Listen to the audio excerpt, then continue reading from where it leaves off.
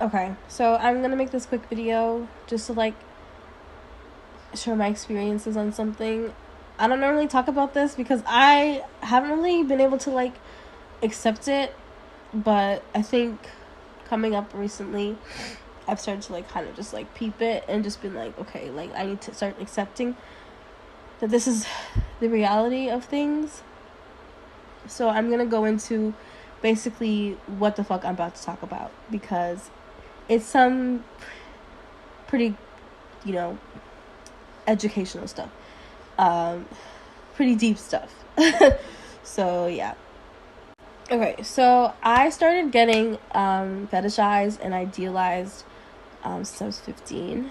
When I first started on my spiritual journey, if y'all can go look on my main page, well, this page that I'm posting on, but I'm going to be sharing it. My Instagram, my first Instagram, it's in my bio. It's KUSSSIIIA. So I started to become very spiritual and very just emotionally equipped to handle other people's feelings and just be a listening ear to other people and never really express my own needs because if you can see, like, my life is okay. So I've always been put in a position to be open and receptive to other people, and it's extremely helpful, especially with, you know, finances and just extending whatever I had to other people. That's just kind of been the position that I've been put in. So yeah. So I met my daughter's father when I was 15.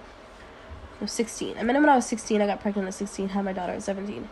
I was idealized and I was fetishized. I'm very big on spirituality, my faith, and just like I saved myself.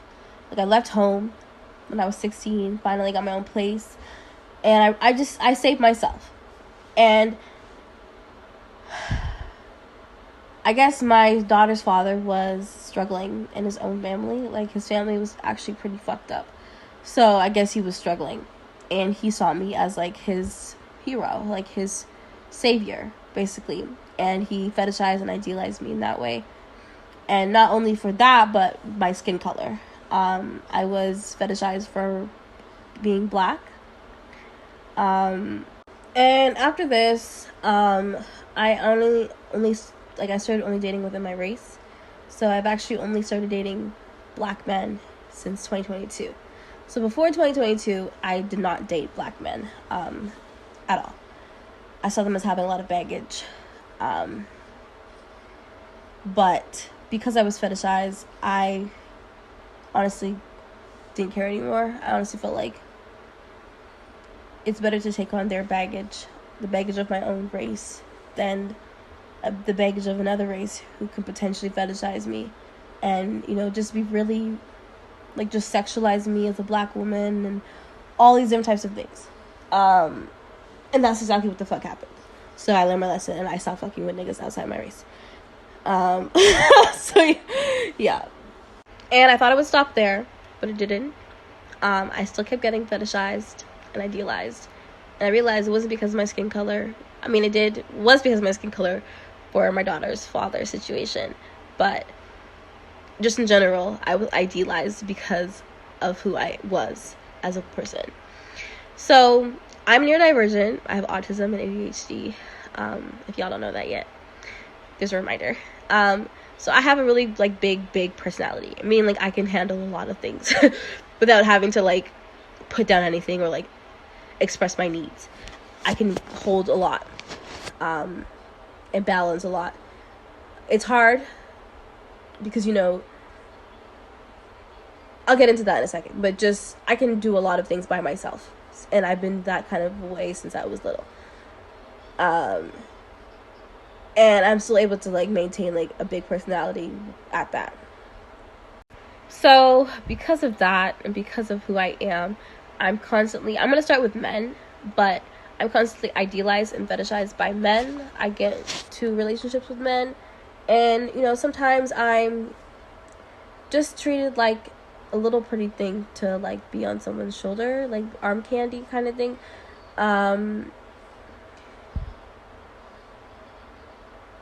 So I'm not really humanized, I guess you can say. And I'm not humanized because I don't necessarily, I think it's just because of like the way I carry myself. But I've noticed that a lot of men have this idea of me before they even meet me or get to know me. And it's based off of like someone that would like make them look good, or like entertain them, or like satisfy their needs for entertainment. So with that being said, when I get into a relationship with men, they tend to kind of start neglecting me when I start having human needs. So like if I get sick or if I get pregnant, just like things that I need. Like even if I need like a little, like buy me like a charger. Like, oh no, like why do you need anything? Because I'm not really meant to need anything. I'm really just meant to be this pretty thing that just sits there and smiles and just like entertains them. I actually was in a relationship last year, well, almost 2 years ago, for 8 months. Nobody really knows about this because this is before I even popped out on social media, like in front of a bunch of people. I was in a relationship for 8 months, and he didn't come around at all. He didn't come around. Well, he came around, but like just to have like intimacy. This was actually my ex-fiance, so he did propose to me, but we didn't really have a really good relationship. He never really came to see me. It would only be text and phone calls. I took him on vacation. I took him to Mexico. And he ruined my vacation completely. He had to get kicked out of the hotel room because that was the longest time I actually been with him. And because he never wanted to be around me for long periods of time. It was just weird. Like, and this is not the first time I've had these experiences with men where they just can't seem to want to be around me for long periods of time, but they want me in their life. So I'm being fetishized.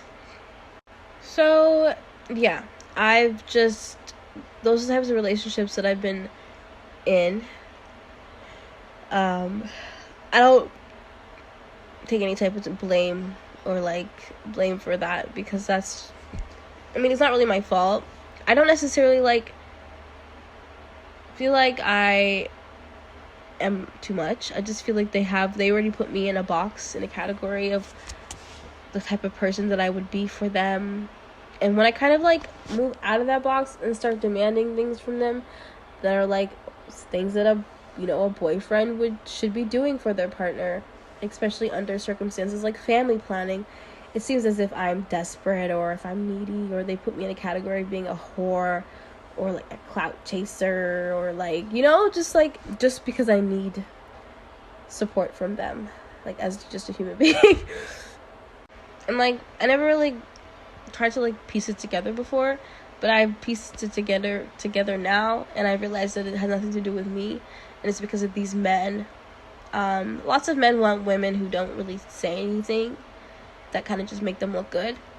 They don't have voices, and they tolerate the abuse that they do, and these men use these women's bodies as cum rags. Especially men that are still developing themselves, they'll use you as a cum rag in his career development.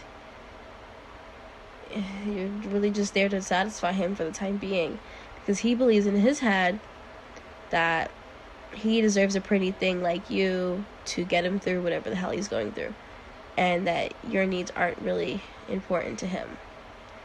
So yeah. So now there is another aspect of it, which is the female side, because I have had friends, and I've been friends with women.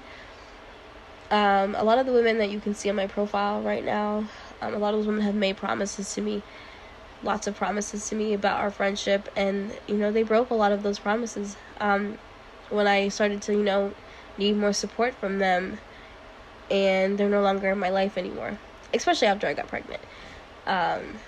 these women are not good friends, and they idealize me and idealized everyone around them, really.